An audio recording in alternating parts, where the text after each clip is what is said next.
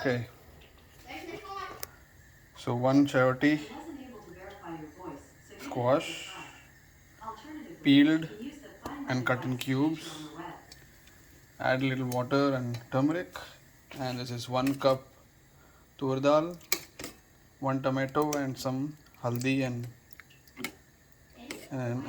half a teaspoon of salt. So now I'm going to pressure cook these two things.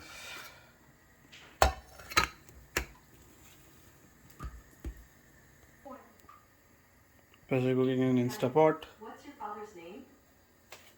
for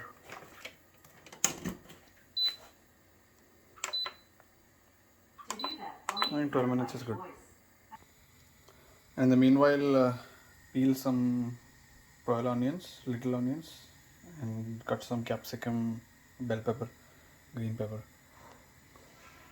So take some couple of teaspoons of oil, add some mustard seeds, curry leaves, asafoetida, red chilies, and then add those little red onions and roast it for a little bit. Add the green peppers. I add some 4 to 5 garlic cloves chopped into that mix and let it roast for a shallow fry for 2 minutes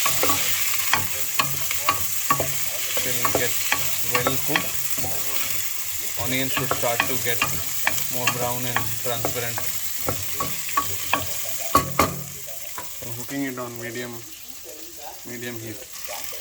So once it is roasted good enough, it's time to add small amount of turmeric,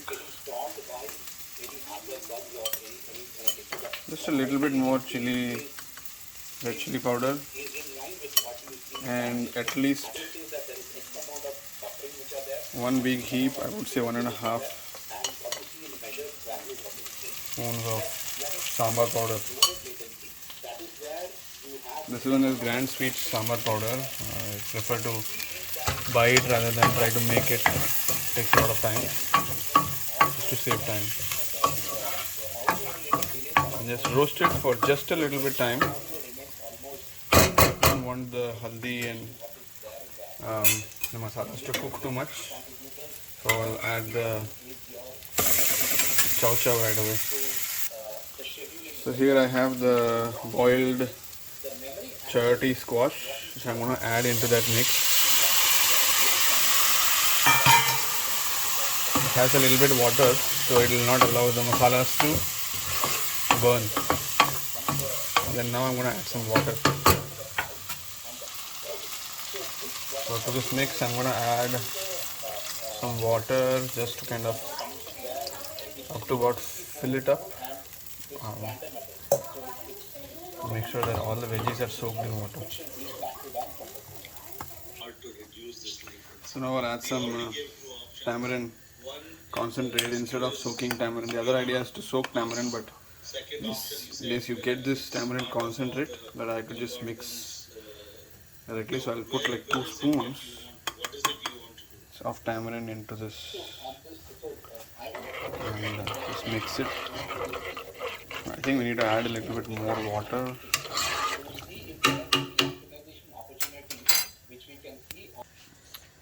So try to use warm water if you can, but it doesn't matter so much. Warm water would blend in better. So this needs to now cook in like medium heat for a little bit until it starts to frothing. So once it starts frothing, that's when we add the tomato dal. You can see bubbles are starting to come out. It will start frothing in just a little bit. So this is what it looks like when it's starting to froth, and that means it's time to mix the dal which we have boiled. So this is what it looks like when our dal is cooked. What I like to do is I like to mash it a little bit. So what I do is just mash it a little bit. So I won't put the entire thing. I'll probably put about 3/4 because I like to mix, leave a little bit dal for mixing with the rice before I add it. Add sambar to my plate. Okay. Now to the dal, I'll add a little bit salt. Not a lot, just a little bit. To give the dal a little bit salt because the dal will not absorb all the salt when you add it directly to the sambar. Gigabytes per second. So still it's the bottleneck. And also a little bit haldi. Or should we looking at streams? So even on streams, if you see today, And just mix it. core frequency you're hitting is 2 gigahertz and the core max frequency you're hitting is 1.92. So it gives that redness to the dal. So both of them still 20% less than what is the throughput we have. Mash it a little bit more. So now the tomatoes all blended in, so you won't feel the tomatoes. You just add most of the dal and just leave a little bit remaining. I usually leave it. This is tur dal. I usually leave it so that I can mix it with the rice. So we are almost there. Now the only two things that I usually do is you to add some salt and maybe like a little bit, like a half a teaspoon of jaggery to the mix. It gives a little bit of a tang along with that salt. And if you want to make it Arachuvitta Sambar, which is basically coconut based sambar, so I'll basically do a coconut mix and I'll add it. Today I have a few minutes to do that, so I'll probably make that mix and I'll show you. So the sambar is almost there, almost ready. You can add a little bit more water at this time since we added some dal. Increases the quantity of the dal and also makes it a little bit more dilute. Don't like it to be too thick or too dilute. Okay, just keep mixing it. Now I think we can reduce the temperature to a little bit medium lowish and let it cook. It will froth again and that's when we will mix the rest. So in a pan I'll take some oil. Add maybe 3-4 red chilies and some coriander seeds. Coriander seeds, which are brown. Okay. And some chana dal. I also like to add a few grains of parboiled rice. So just a few grains of parboiled rice, and then let it dry roast this little bit. You can add a few more coriander seeds.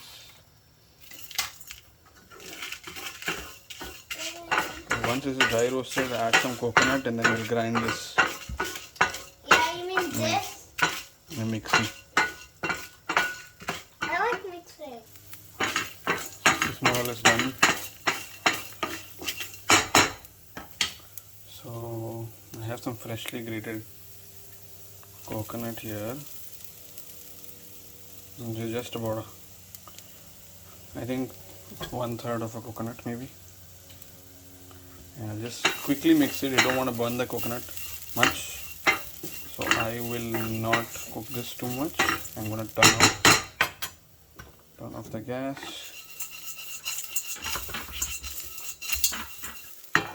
And we're about done with this. We'll mix. We'll put this into a blender and we'll mix it, grind it. So to grind it, I'm just gonna add little water and just a teeny bit of salt to give the coconut some taste. Here we have this blended mix. So now it's the time to add this blended mix. It's gonna make it look a little bit more creamyish color. I just let it cook for a little bit. So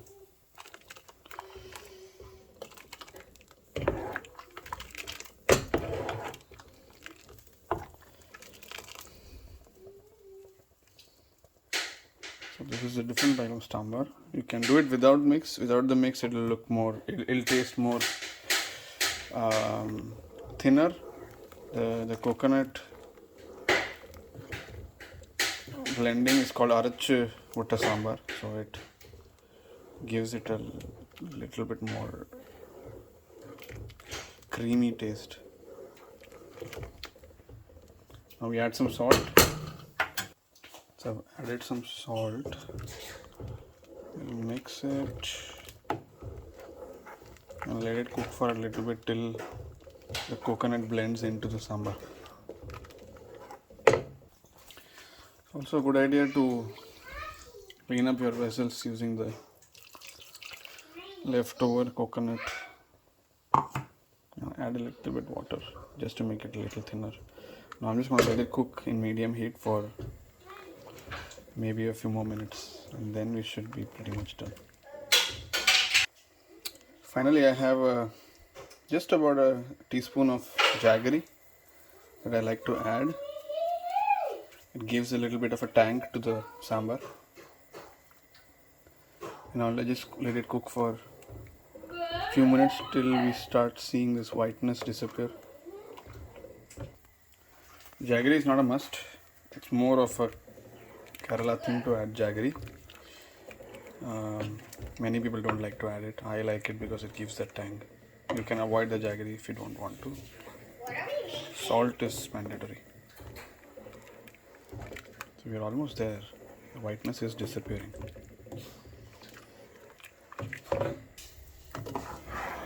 So we're done, looks like. I'm just gonna take some sambar and try it out. So I've made some dosas for myself. Next time I'll send you the dosas recipe. I love dosas with sambar instead of podi. Alright, enjoy.